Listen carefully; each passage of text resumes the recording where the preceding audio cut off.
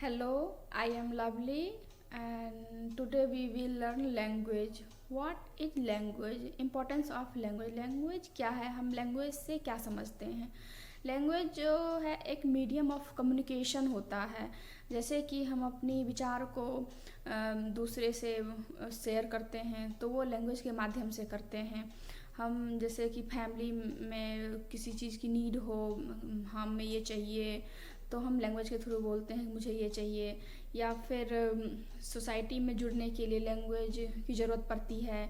या फिर कहीं भी हमें ट्रांसपोर्टेशन में भी लैंग्वेज की ज़रूरत पड़ती है। देश विदेश कहीं भी जाएं तो without language we can't survive. So language is very important in our life. वैसे तो जैसे कि आप जितने लैंग्वेज जानते हैं तो वो उतना अच्छा है आपके लिए। लैंग्वेज जैसे कि जैसे हमारे समाज में मतलब बहुत प्रकार के लैंग्वेज बोले जाते हैं। हमारे देश में ही देख लिया जाए, तमिल, तेलुगु, हिंदी, इंग्लिश, संस्कृत, जो जितना लैंग्वेज जानता है उसके लिए उतना अधिक रास्ते खुल जाते हैं। ये चाहे एजुकेशन में हो, चाहे कोई व्यापार कर रहा है, कोई व्यापारी है, वो मल्टी लैंग्वेज जानता है तो वो कहीं भी किसी भी स्टेट में जाके अपना व्यापार कर सकता है ईजिली। और जैसे कि कोई दूसरे देश में जाना चाहता है और उसे भी उस देश की लैंग्वेज पता है, जैसे कि Japanese, Chinese, English. Common language एक इंग्लिश है जो हम दूसरे देश में सर्वाइव करने के लिए हमें इंग्लिश की ज़रूरत पड़ती है। तो मतलब लैंग्वेज हमारे लिए बहुत ही इम्पॉर्टेंट रोल प्ले करती है। तो और जैसे कि ये देख सकते हैं कि मतलब जैसे कि जानवर, पशु, पक्षी, इन लोग इनको देख लीजिए, ये भी इनका भी अपना लैंग्वेज है।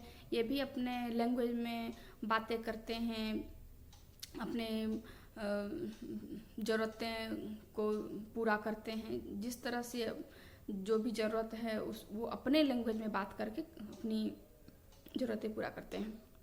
अब जैसे क्या कहते हैं, जैसे देखते हैं कि लैंग्वेज जो है एक तरह से हमारा कल्चर भी व्यक्त करता है।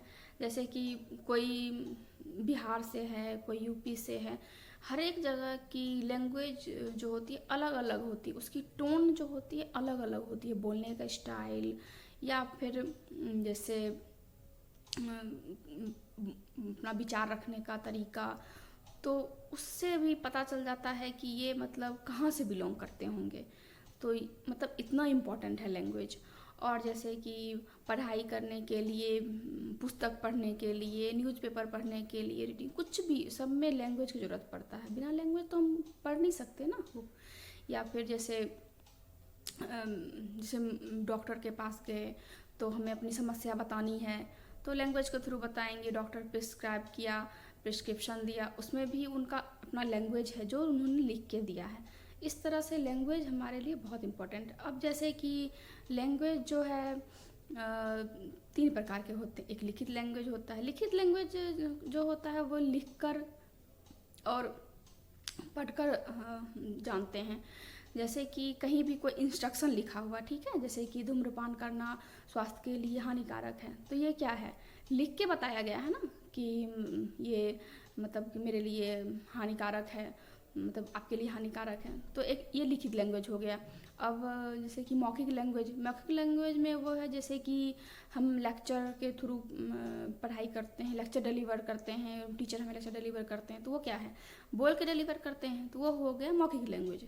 और तीसरा है साइन लैंग्वेज। साइन लैंग्वेज जो होता है वो जैसे कि हम रोड क्रॉस कर रहे हैं तो बोर्ड पे किसी एरो बनाया हुआ रहता है, लेफ़्ट जाना है, राइट जाना है, सीधे जाना है, तो इस तरह से ये हमें साइन के थ्रू बताते हैं कि किधर जाना है। तो ये हो गया साइन लैंग्वेज। जैसे कि साइन लैंग्वेज में ये जैसे इस तरह से इशारा किए तो ये हो गया कि अब हाँ अच्छा है, गुड है।